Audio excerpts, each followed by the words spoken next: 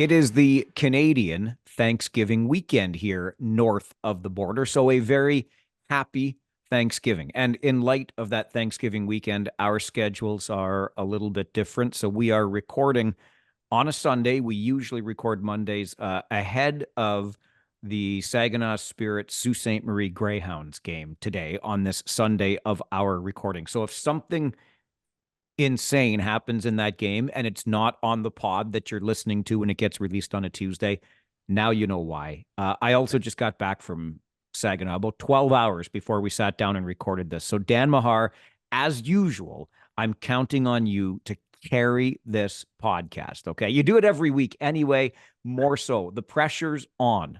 All eyes on you, Mahar. I don't know about the carrying bit, but I will do my part because I know what it's like being our age and not getting proper sleep. So I gotcha. All right. Appreciate that. And as you can see, I dressed, if you're watching on our YouTube channel, I dressed very appropriately for a Sunday. As much as we love our junior hockey, it's NFL Day. I got my Pittsburgh Steelers stuff on, Dan. I don't know where your Detroit Lions is. Like, am I supposed to text you ahead of time so we can coordinate wardrobes or what's going on here? I Yeah, don't get it. there was a lot of years in not really being able to admit that. So I'm just in the habit of not putting that kind of paraphernalia on.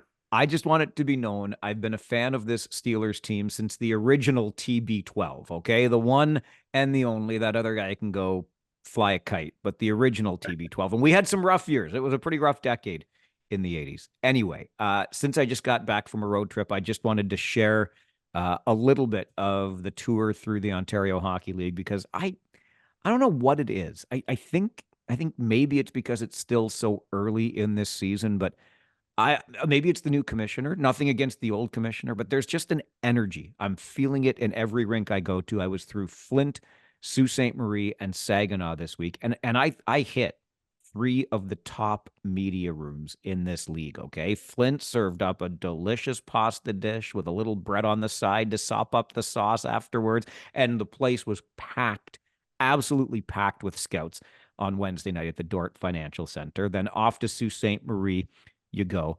And they had your choice of burger, either chicken or a hamburger, with a little side table of all the fixins, your ketchup, your mustard, your onion, your tomato. They had a tray of bacon, Dan. Like you could add bacon to your burger in Sault Ste. Marie.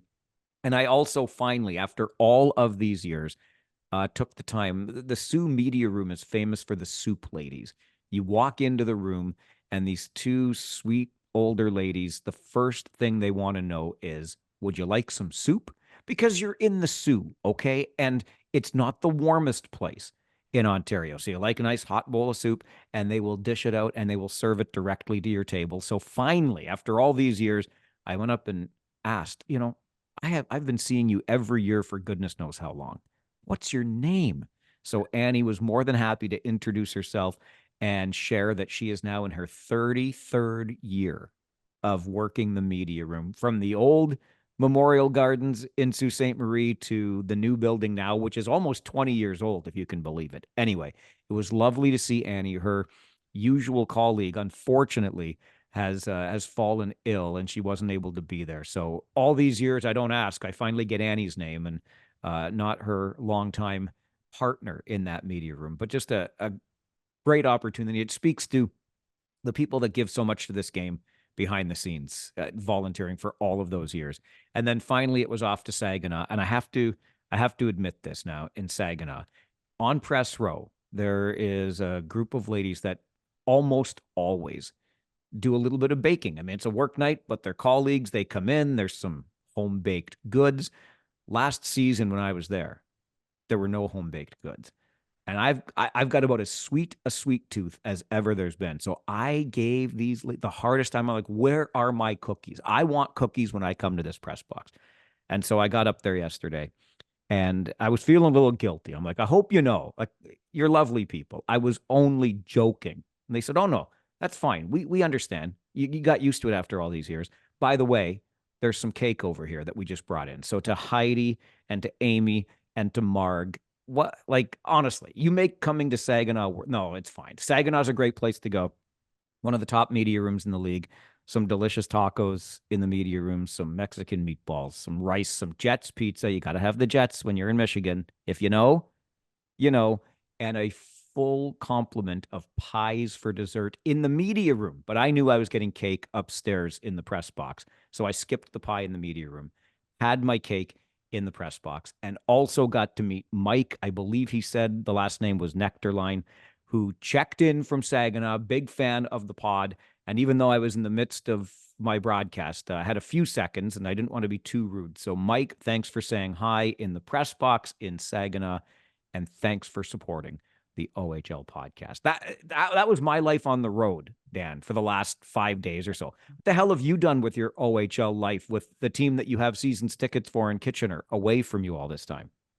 Well, I spent yesterday in downtown Toronto fighting 2 hours worth of traffic to get there for a meal prepared for me by my brother and his wife. So I will thank them, even though it had nothing to do with the hockey world. And it is not a regular occurrence for me to be fed by the hockey world. So I have to live vicariously through your tales of Heidi and Amy and Marg and Annie.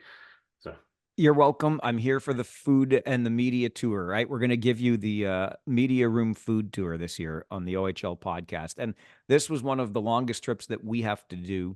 And by we, I mean a team in Southern Ontario like the Kitchener Rangers. I often complain about it, but I try not to because the destinations really are great. You meet some great people. And relatively speaking, the travel isn't that bad. I've got a buddy in the dub who sent me a note when we were in Sault Ste. Marie, and it says as follows: Enjoy the Sioux. We are on our final stretch of a 13-day road trip through Manitoba and Saskatchewan, playing in Moose Jaw tonight, Swift Current tomorrow, and then 16 hours back home. We left on October the 1st, and this message was delivered to me on October the 11th. So I got nothing to complain about. 4 days on the road through northern Michigan and a little bit of northern Ontario, as opposed to 13 days. And he's with one of the US based WHL teams. So traveling through several provinces and a 16-hour ride just to get home. Everything is fine here in the Ontario Hockey League. Okay, down to business, Dan Mahar. The CHL top 10 this past week featured four, count them, four OHL teams in the top 10, including the Brampton Steelheads, number one in the country. It was the week 2 rankings. But the rankings are the rankings. Brampton Steelheads number 1, Saginaw number 5, Niagara number 8, London number 10. Wait a minute. What did I just say? I said Niagara number 8 in the country. So not only are the Ice Dogs in the top 10, they're ahead of the London Knights. By the way, the Knights this past week got Cowan, Barkey, and Bonk back from the NHL. So keep that in mind. But the Ice Dogs into the top 10. They promptly lose to Owen Sound. Then they bounce back with a win over North Bay. 5th win of the season. They're 5-1. They were 4-0 when the rankings were released. Dan Mahar, are the Niagara Ice Dogs for real? I believe they're at least partially for real. Is that a cop out? So I do love that. The reason everything has an asterisk, Mike, as we know, is that word stability. And is it going to last? Are they going to maintain this roster? Are they going to start getting itchy trigger fingers? Because I do believe that the talent is there to make some noise, Mike. I think you and I each picked them a little bit lower in the predictions than we would have liked to because of that. But if all things are equal and they hang on to this group, there's plenty there. I mean, you see a kid like Alex Asaduri in the start he's had. That's a guy that's always had some drive and some talent, and add in the stability factor, another year of maturity, and you've got a lot of talent in that dressing room, Mike. And I think that I don't know that they're going to maintain top 10 in the CHL rankings, but I firmly believe they're a playoff team this year. Yeah, all of this has to be tempered with it's early. It's still very early, quite frankly, but I'm with you, Dan. If you want to call it a cop out, you can call it a cop out and tweet Dan at Dan Mahar or tweet me at Farwell_OHL, along with pictures of food and media rooms. You can chirp me all you want. Send us an email, ohlpodcast@rogers.com. But I think there's something to be said for bouncing back with a win over North Bay after the loss to Owen Sound, the first loss of the season. And the Ice Dogs were the team to carry an undefeated in regulation record, the longest into this season, both Windsor and Saginaw, though no regulation losses coming into this weekend. the Ice Dogs were the ones 4-0, no overtime or shootout losses in there. And you're seeing, like you mentioned, Asadorian, which I think is a great example, and others. You look at a guy like Kevin He, who is really, in my opinion, starting to dominate games. He's an NHL draft pick of the Winnipeg Jets, of course. He's got points in every game so far. He's got second most points in the league as we wrap up this week of OHL play. And then you start breaking down some of the team numbers. You've got the best goals per game in the Eastern Conference, the Ice Dogs have, the third best in the league, only Windsor and Saginaw scoring more goals per game than this Ice Dogs team. And then they're top 5 in goals against, which I think speaks to the overall commitment to defense here. You'll remember Coach Ben Boudreau in the offseason saying that this team was the worst defensive team in the league last year. So he minced no words about what the Ice Dogs were, but you look at these numbers again early and you get the sense of what they are, or certainly what he wants them to be. And then they lose that game to Owen Sound when Connor Smith gets his first career hat trick. Said he never thought he'd get one. The defenseman for the Attack and the captain in Owen Sound's win. Boudreau challenges the team. They bounce right back with the win over North Bay. Owen Flores, we talked about him when we made our predictions this year, Dan, and he's sitting here 4th in goals against average at a 2.33 and 2nd in save percentage at 935.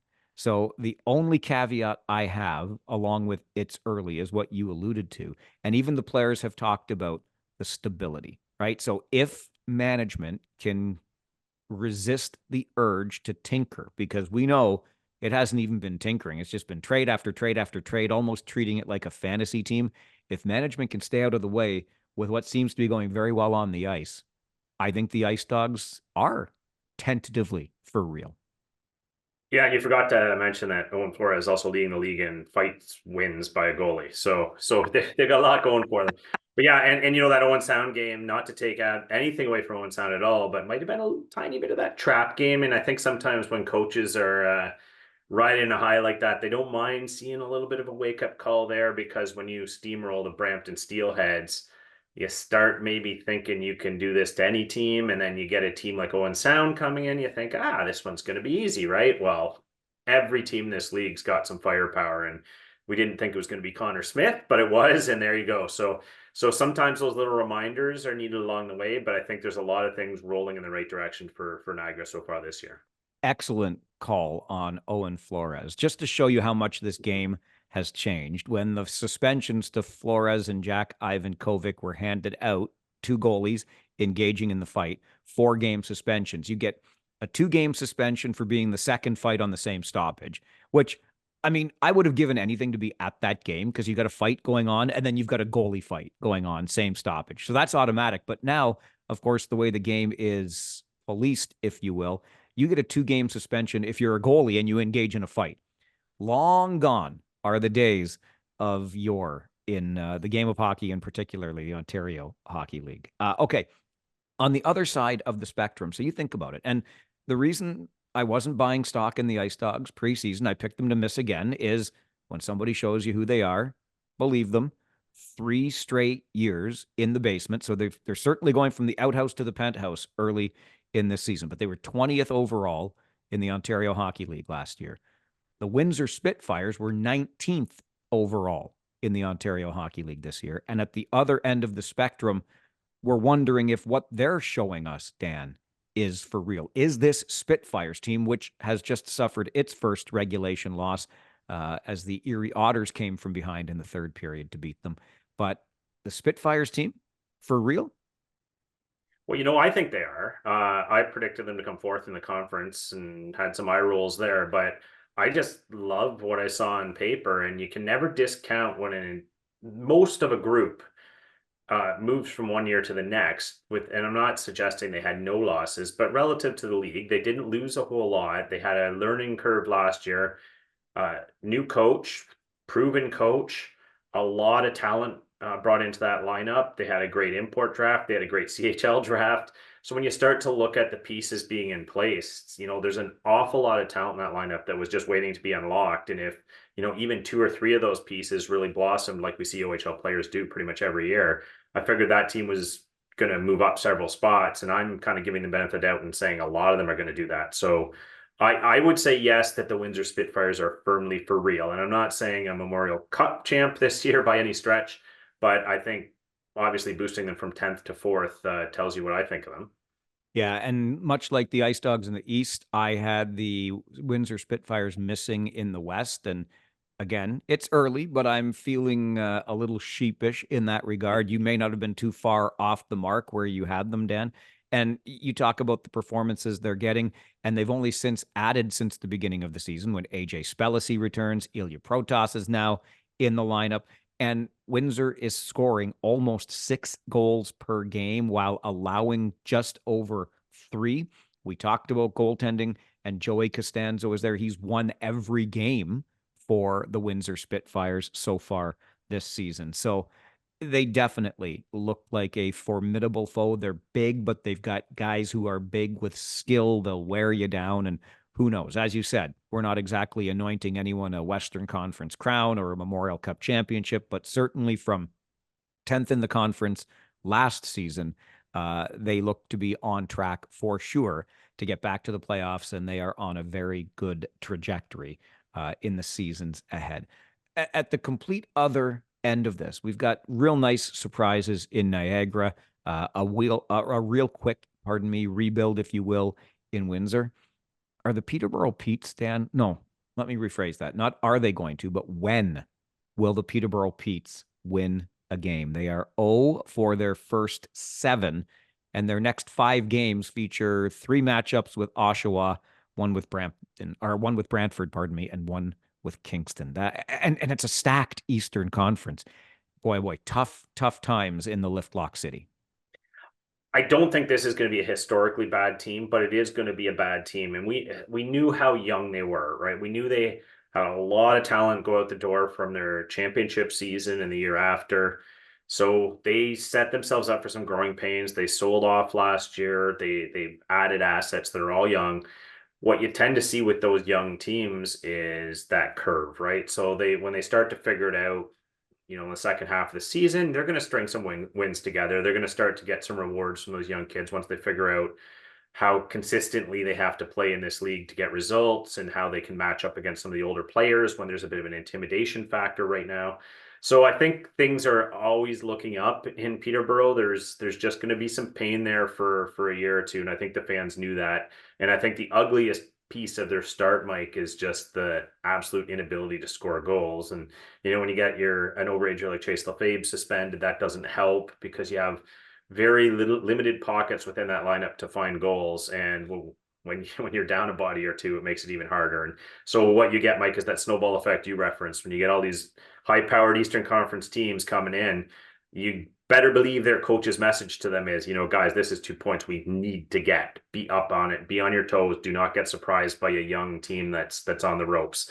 So it's a double-edged sword. They're feeling both edges right now.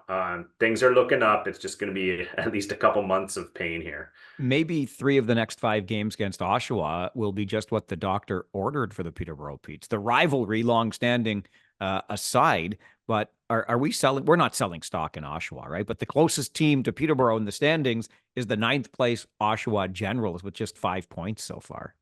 No doubt that team has not gotten off to the start they expected. There's a few reasons for it, I would say. They had some late returnees from NHL camps, still missing a couple bodies they were counting on.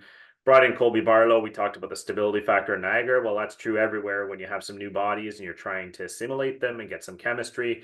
So I think to some degree, the Oshawa Generals are looking at the first month and saying, let's not stress too much about the standings. We know we're a good team. We're going to get there.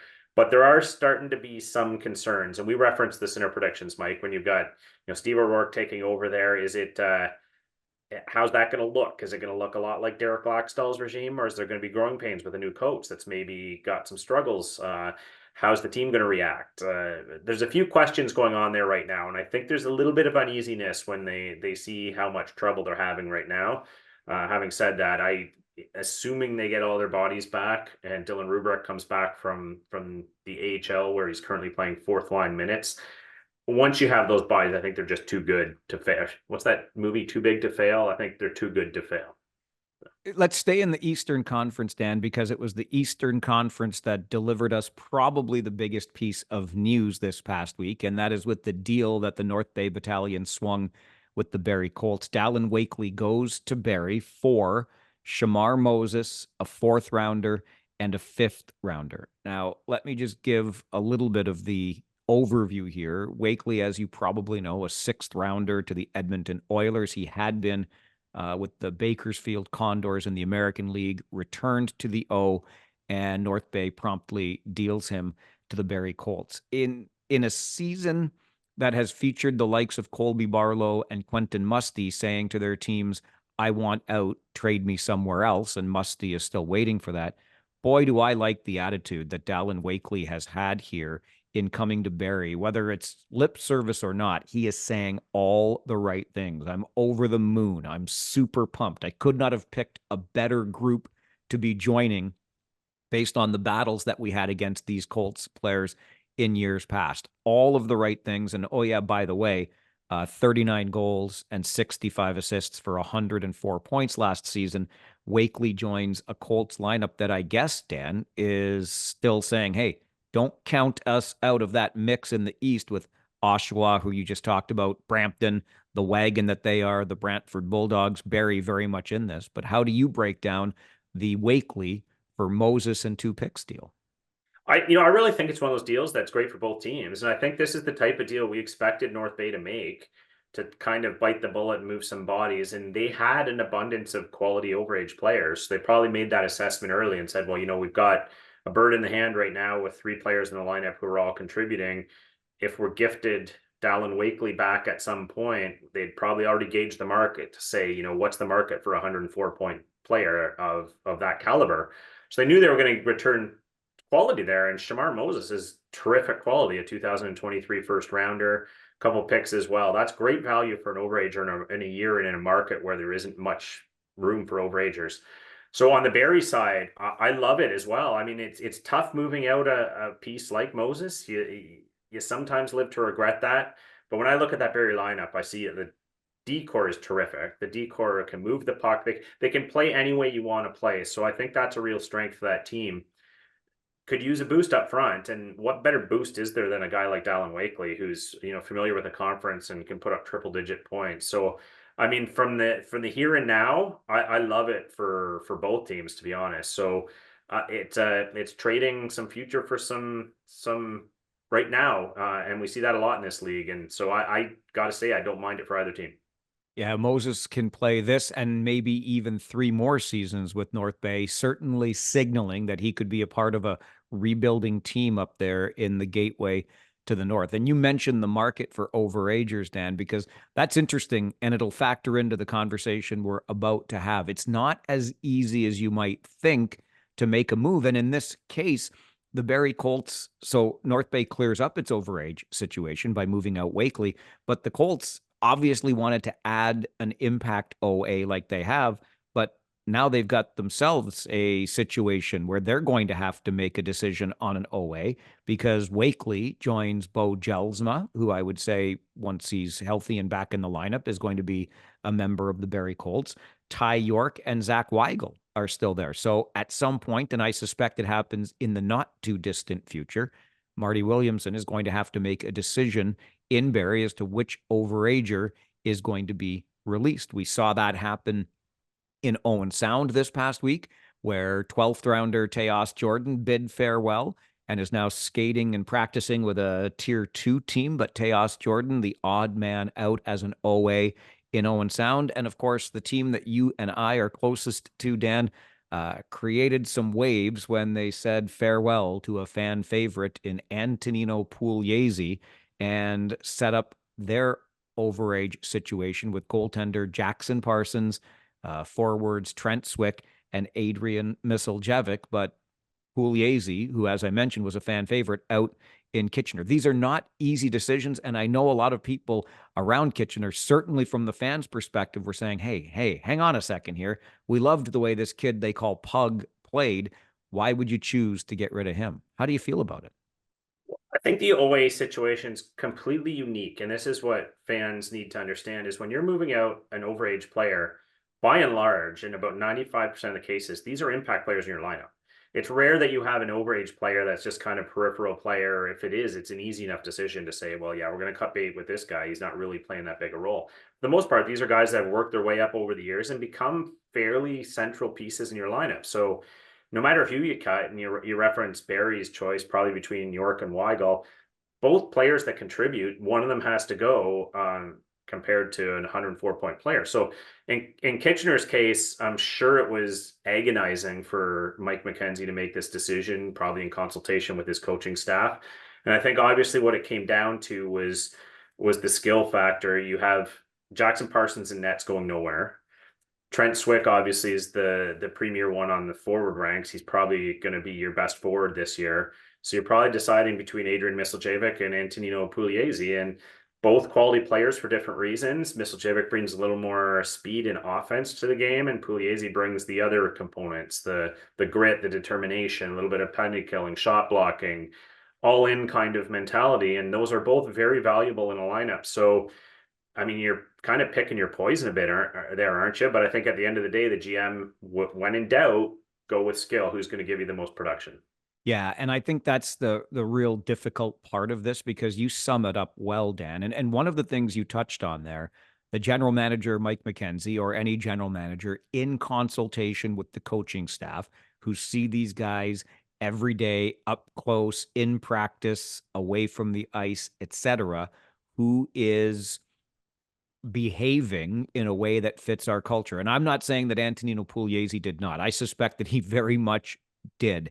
But it becomes one of those things where we remind everyone that this is a results-oriented business. Even at this level, the game is awesome. The business kind of sucks. And the reality is, I might compare this to the Peterborough situation we talked about a moment ago, where last year at the trade deadline, we were singing the praises, and I think rightly so, of Mike Oak, the general manager there, acquiring all of those additional first-round picks from that '07 draft class. He's really set himself up well for the future. But you look at the Peterborough Petes right now in that 0-7 start, and you're wondering, is there any buffer there? Is there any insulation for these young players as they grow in the league? And then when you look at the Kitchener Rangers, again, one of the youngest teams in the Ontario Hockey League, how can you insulate some of these younger players so that, instead of being 0-7, you're 4-2, 1-1 out of the gates? You've got guys that can help carry the offensive load and just take a little bit of pressure off of those younger players. And I get the pro con argument here, and how every fan in every city loves the blue collar, hardworking, kind of heart and soul guy that Antonino Pugliese absolutely was. And they might also look at a guy like Adrian Misljevic. And I looked up the numbers just to be clear on it, because you had this sense that this guy started the season last year like a house on fire and then sort of disappeared. And that's really exactly the way it went. Misljevic last year at the end of November had 17 goals and 15 assists. That was after 26 games. And then 42 games later at the end of the season, he only added another 7 goals and 20 assists. So 27 points in 42 games after starting off with 32 in 26. The production definitely tailed off, and I can understand how fans would say, but Pugliese's effort never, ever trailed off. You look at the first 8 games for Misljevic last year, it was incredible. 17 points, 9 goals, 8 assists. This year, in his first 8 games, he's got 5 goals and 7 assists. And that's the reality in this situation, where you look at a guy, and as much as you love an Antonino Pugliese, that's going to go out there and do some of those intangibles and lead by example and lead by work ethic, you're going to need guys that can put up points, and especially with a young team like this. And I'm sure that's what went into the decision. And Misljevic is the guy that will better insulate some of these younger players. And there must be something that the coaching staff sees that says, you know what, this production is not going to tail off, or we certainly have reason to believe it won't, whatever the conversations are like. And the other thing I think that has to be kept in mind in this is that trading an overager is not as easy as you might think. We just talked about Wakely. Yeah, 104-point guy is very attractive. He brings a nice return, but Barrie kept itself in an overage glut by adding Wakely. It's not as easy as you might think to trade your most productive overager. And even if you do, how much of that installation are you losing along the way? Yeah, and I'd add Teos Jordan there too, right? That's a quality Sure. player who can play physical on the back end, and it's not easy to move him, especially in a league where 19 of the 20 teams have full complement and are not really willing to shuffle one out. But I think no matter what decision these GMs make, Mike, I think at the time there's always the fear that they're going to choose poorly. And in the Kitchener situation, you look at last year, and one of the big issues was down the stretch. They got pushed around. They got bullied a bit, and the physical play from other teams was the way to go against Kitchener because they knew that pushed some of their players uh, out of being a factor in the game. And then you had a player like Antonino Pugliese who didn't shy away from that stuff, brought some of that, brought some of the other people into the fight. So I think people saw that and said, well, but then the flip side is if you choose him and move out someone like Mislojevic, then you really struggle to find goals in the second half of the season. Do you start second guessing yourself saying, well, we had a guy that was capable of 25, 30 goals. Did we move the wrong guy? So you're right, Mike. It's not an easy decision with any of these players. They all bring something to the table. You're just trying to find the right recipe. And if it's any consolation to a kid like Pugliese, he went out with a bang, 2 game-winning goals in his final 2 games. So there will be memories at least, if nothing else. All right. Let's say that you are the new commissioner of the Ontario Hockey League and someone asks you about expansion. Let's say you were also open to the idea of expanding the OHL. Into which markets would you consider growing? We'll get to that conversation in just a moment here on the OHL podcast. As you know, the quest for the Stanley Cup is also on now. The pucks dropped on the 24-25 NHL season. Get in on all the action at DraftKings Sportsbook, an official sports betting partner of the NHL. If you're a first-time user and just getting started, don't worry, it's easy.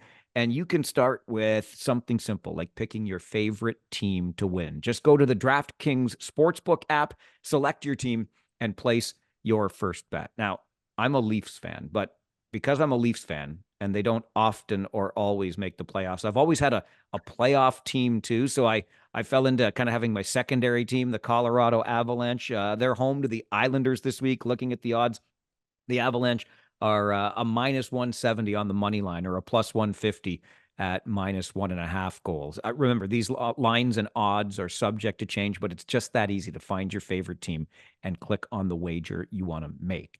Now, we want it to be worth your while, too. So if you're new to DraftKings, listen up. New customers can bet $5 to get $200 in bonus bets instantly. Download the DraftKings Sportsbook app now and use code THPN. That's code THPN for new customers to get $200 in bonus bets when you bet just $5.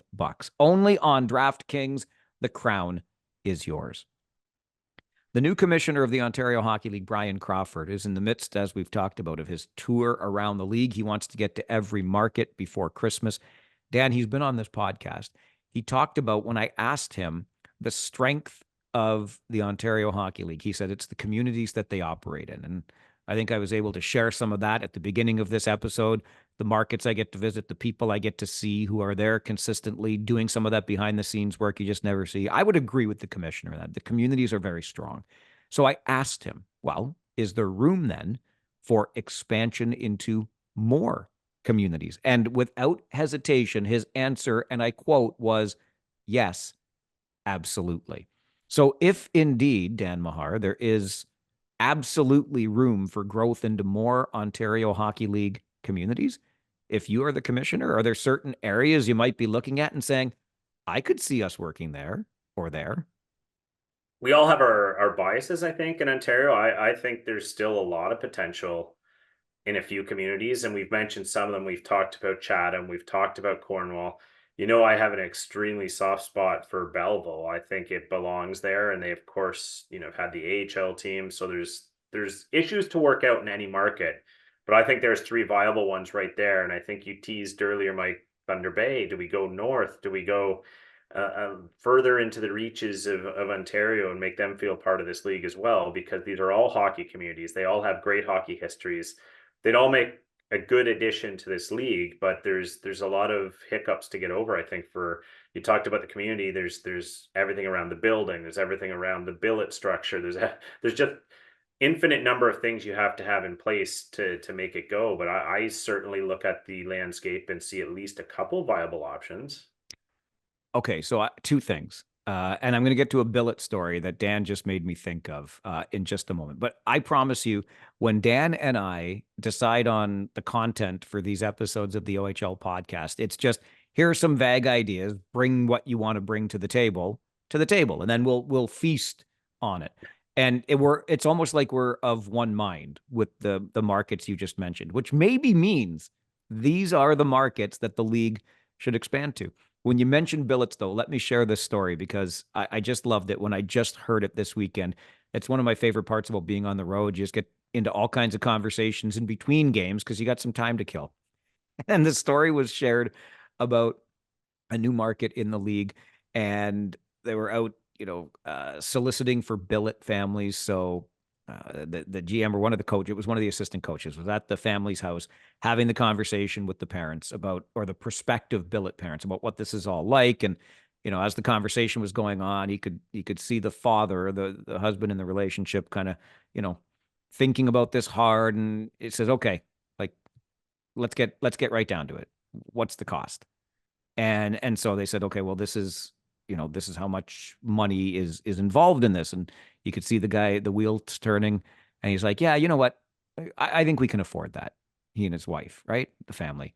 And the coach is like, no, no, no. You don't, like, that's what the team gives to you to support the player. Like, this is what, and I don't even think that with what these players eat these days and the cost of food, all of it, I'm sure the families end up spending a little bit, but this family initially thought it was, we'll take in the player and you'll give us a basic ballpark of how much more it's going to cost us. They try very hard to make it revenue neutral, but I thought that was funny. And when you mentioned the billet family infrastructure, which is so critical to this league, I love the stories of players that go on to pro hockey but still remember their billet parents and exchange Christmas cards and make phone calls and all of those different things.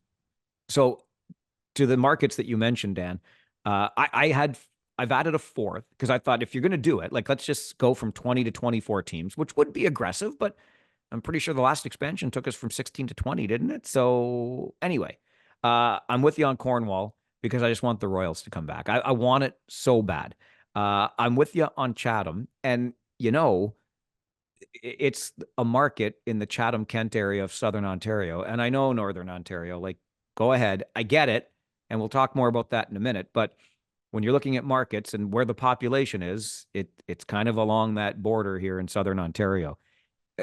The Memorial Arena in Chatham is 75 years old now, and that Chatham-Kent area long gets rumored as the next best spot for any kind of sports team. They'd love a basketball team there right now. They just got the Intercounty Baseball League back, and they're loving it. They did have a plan back in 2019 when some provincial money was made available. They applied for it because they want to build an OHL-sized arena/event center. Unfortunately, the application was denied. They even had some private money, like many millions of dollars. So council in Chatham-Kent today is still interested in that, but they don't have anything on the table. They would certainly need the OHL-sized arena, but I think it makes for a very viable market. I think Belleville is almost a no-brainer. Nothing against the American Hockey League there, but if you were to find a way, or if the Senators left Belleville, you've got all of the infrastructure in place because it's not too long ago that the Bulls were there. So I'm big on Cornwall because I want the Royals back in this league. I'm big on Belleville. I think Chatham makes a lot of sense, but it would take some time with the arena. And then there's another market that has an arena in the works right now. There are plans for a hotel, arena, conference center. Hello, Burlington. Could we bring the Ontario Hockey League into Burlington? So I would love to add Cornwall, Belleville, Burlington, and Chatham to this Ontario Hockey League. That's a really good call. And I think people always have consternation over the whole GTA team. They haven't supported them historically. We've seen teams in and out of the GTA for years. Burlington, maybe just enough on the outside of that. And if you look at the birthplace of a lot of these Ontario Hockey League players, there's an awful lot from that corridor: Mississauga, Oakville, Burlington. There's a lot of families, a lot of hockey history there. The Tier 2 Junior A team has done well in Burlington. Like you said, the plans for a new facility. I can't I can't get my head around the possibility of them not supporting a team there either. It seems like a natural rival. You've got, Brantford's not too far. You've obviously got Brampton not too far, Kitchener and Guelph not too far. You've got a lot of opportunity there, and it just seems ridiculous to me with the population base throughout that entire Golden Horseshoe that we don't have another team in there. But so yeah, I think that's viable. I got myself into trouble on Twitter or X this past week when Hamilton came up because Brantford, as you probably know, council there has approved the design construction plans for a new arena, which we knew was going to happen. This was pretty much a done deal last year. So the Bulldogs now in Brantford are likely going to stay there after that relocation from Hamilton. The city of Brantford loves them. They're going to get a nice new arena. It's going to be great, which leaves Hamilton kind of swaying in the wind again. And I said, how many times do you try the Hamilton experiment? And I'm not picking up, like, the Bulldogs are obviously a successful franchise on and off the ice. They've got great ownership, etc. Whatever it is, and I said this when it happened, it was the city of Hamilton. It was Hamilton City Council that lost the Bulldogs. And it's not just the OHL's Bulldogs this time. And we could trace the history of previous OHL efforts there that just never worked out. But the American League was there too. And it didn't. It didn't stay. I think Hamilton has some sort of inferiority complex with the city of Toronto. To be honest with you, I'm not a guy from Hamilton. I love the city. I don't know what it is that prevents hockey specifically. They love their Ticats. The Ticats will work there and will always work there. I don't know why they can't get hockey to work out, but I'm sure the plan is once First Ontario Center renovations are done, they want a hockey tenant back in that building. You would think, and they have this blue collar working person's identity in that city, and it's worked really well with the Ticats to give them longevity. They had that kind of a team with the Bulldogs, but I think politically Hamilton's been a bit of a mess for a while. It's hard for all their city councilors to get on the same page and understand the value of all these things cohesively, much like Brantford did. And Brantford, if you ever want to see tales of two sides of the coin there, look at how they pounced on that opportunity, and everyone was aligned, everyone jumped on board, and they said, we really want this thing, and they're going to get rewarded, it looks like, which is great. They earned that. So not very far down the road, why can't they make it work out? Your guess is as good as mine. I would love to see, going back to one of the other markets you mentioned a moment ago, I would love to see this league work in Thunder Bay. I really would. You want to talk about a hockey hotbed and the names that have come out of there. And really, I just think it would work. It's right sized, etc. Of course, the travel. Like, if you don't quite fully understand the scope of Ontario, my goodness gracious, spend a year working up in Thunder Bay, as I did early in my career. If you added a Kenora team as well to make it more worth a team's time to go up and play, 2 or 3 games way up there. I don't know. They can make it work somehow in varsity sports and in Exactly. youth sports somehow. I get shorter season, etc. But gosh, Dan, I would absolutely love to see a team in Thunder Bay. I just don't know how you make it work with the economic realities. And then, because I was in Sault Ste. Marie, which is far north as we go in the Ontario Hockey League this past week, I was racking my brain to try to think of another area more north to add a team, because certainly the passion would be there. I don't know that the market's there or the economy is there to add another team up north. Probably, yeah, because you look at a center like Timmins, right? Not very big, but certainly a huge hockey hotbed.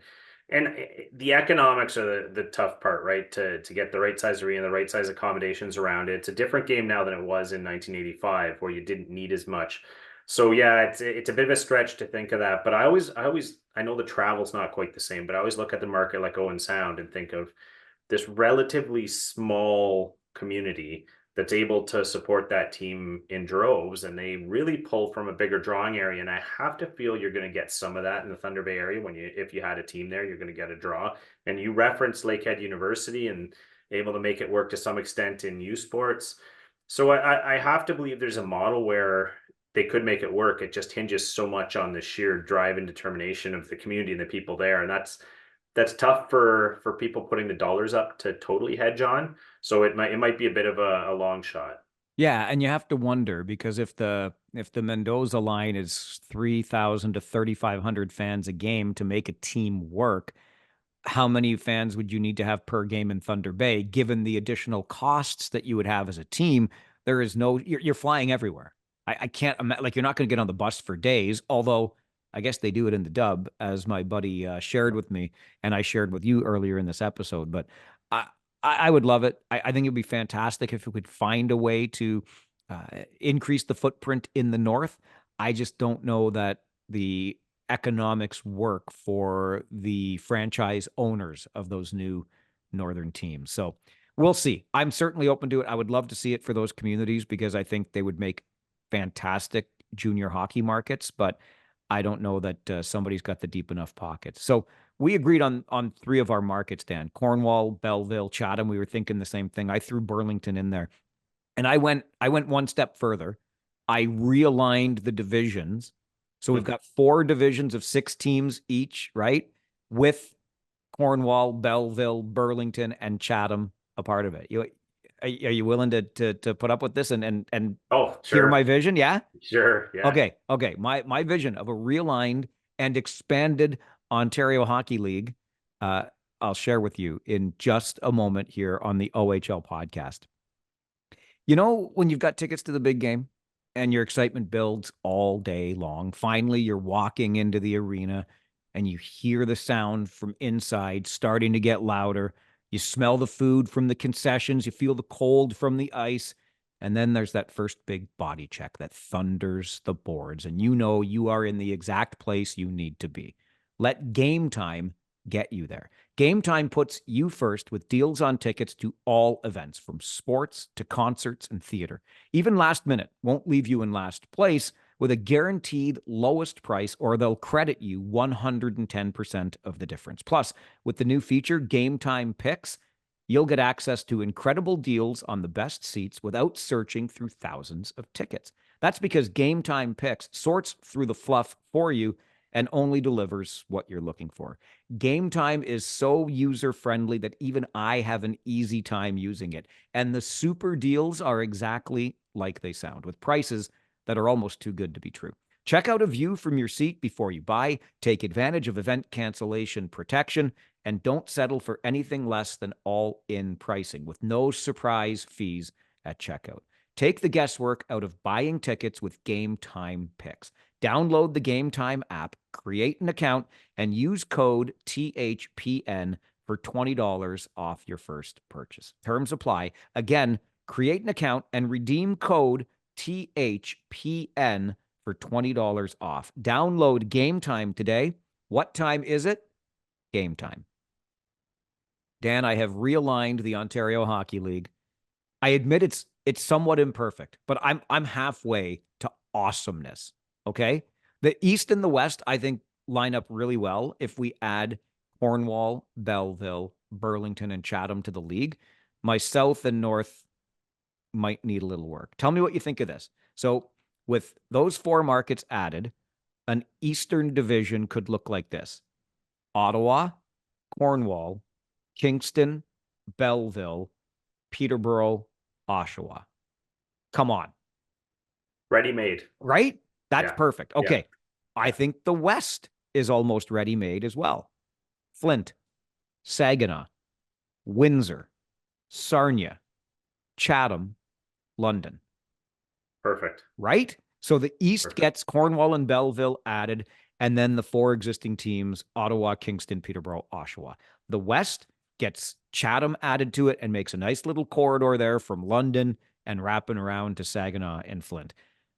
I confess it gets a little dicier from here, but let's just see what we can do. Where are we going to put Burlington? How are we aligning the rest of this league? The South Division could look like this: Erie, Niagara, Burlington, Brantford, Kitchener, and Guelph. I don't think that's that big of a stretch, actually. That geographically aligns pretty well. It's not terrible. Not terrible. And then you get into, and forgive me, Owen Sound. And I know Barrie always hates this too, but you're going in my north. You're going in my north. So I've got Owen Sound, Barrie, Brampton, because they're on the north side of the 401. You see that's what makes you north, you steelheads. North Bay, Sudbury, and the Sioux. So the North Division, Owen Sound, Barrie, Brampton, North Bay, Sudbury, Sioux. Not perfect, but I don't think it's terrible. I don't think it's terrible at all, to be honest. I think it actually works out quite well. And you referenced Owen Sound being disappointed, but Owen Sound would historically get extra games against Barrie as the rivalry just down the road. Nothing there is a hugely burdensome trip. You've already got a bunch of the teams in that geographic district. You know what? I think the alignment actually works out quite well the way you wanted it. Yeah, and that's why I kept like Owen Sound and Barrie do those games as geographic rivals. So too do Sault Ste. Marie and Sudbury, even though it's a west-east crossover, they do that for geographic purposes, and it's understandable. What you're really doing and why Barrie has historically balked is because now they've got Sault Ste. Marie in the division, which means additional travel, additional costs. Again, I get it. And really, are things perfect today? Probably not. Geographically, it would be lovely to have more teams up north, as we've already discussed. But if we're adding Cornwall, Belleville, Burlington, and Chatham, those east, west, south, north alignments as divisions of 6 teams, I mean, it's easy to say for the two of us sitting here in Southern Ontario, Dan. I get it, but hell, I'll take it. I'll give it a shot.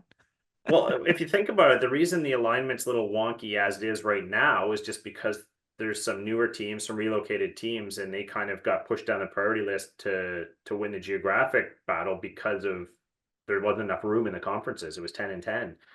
What you just described certainly fixes some wonky alignment. Like Erie should probably be in the same division as Niagara. That fixes that.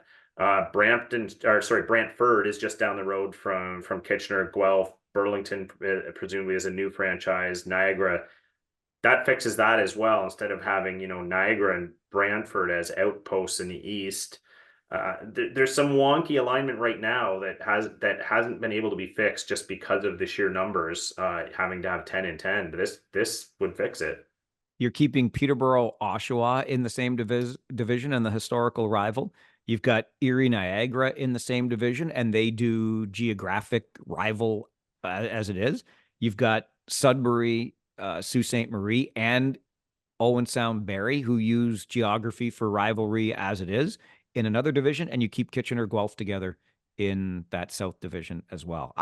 And then London, Windsor in your West, Saginaw, Flint in your West. Listen, Commish, if you need some help from Dan and I over here on the OHL podcast, we are available. Send an email, ohlpodcast@rogers.com. You can use an alias if you want. Borrow our ideas. We're all for them. We already did the hard part, Mike. They just got to find funding now. I wrote this down. I actually wrote it on paper, Commish Crawford. Like, that is the hard part, okay? It's on paper. You get the Board of Governors to agree with it. See if I care. Okay, we got one more piece of business to take care of here, Dan, on this week's episode, and that is, of course, our prospects of the week. I dug deep. I didn't want a shiny toy this week, so I went deeper down the prospects roster. Who do you got for yours? I did the same, Mike. I went a little deeper, just a little bit off board, but I wanted to recognize a guy who put up 0 points in his first 5 games of the year. A little bit disappointing. Got traded in his first 2 games for his new team, 4 points in 2 games. That is the aforementioned Shamar Moses. I thought, this is a kid with all kinds of potential, all kinds of upside. Rough start to the year, tough as a 17-year-old getting traded early in the year, having to move cities. So what do you do with your new team?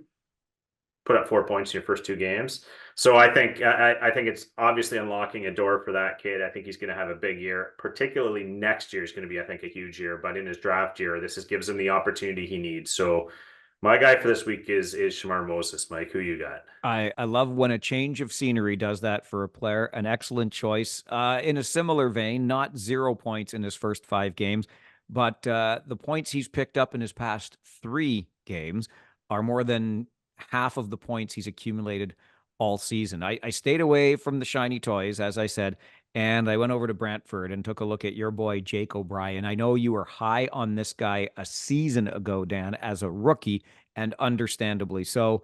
O'Brien's got a goal and 2 assists, points in each of his past 3 games, and he is who I decided upon as my prospect of the week. Is it a coincidence that the Bulldogs have won each of those 3 games with O'Brien potting at least a point?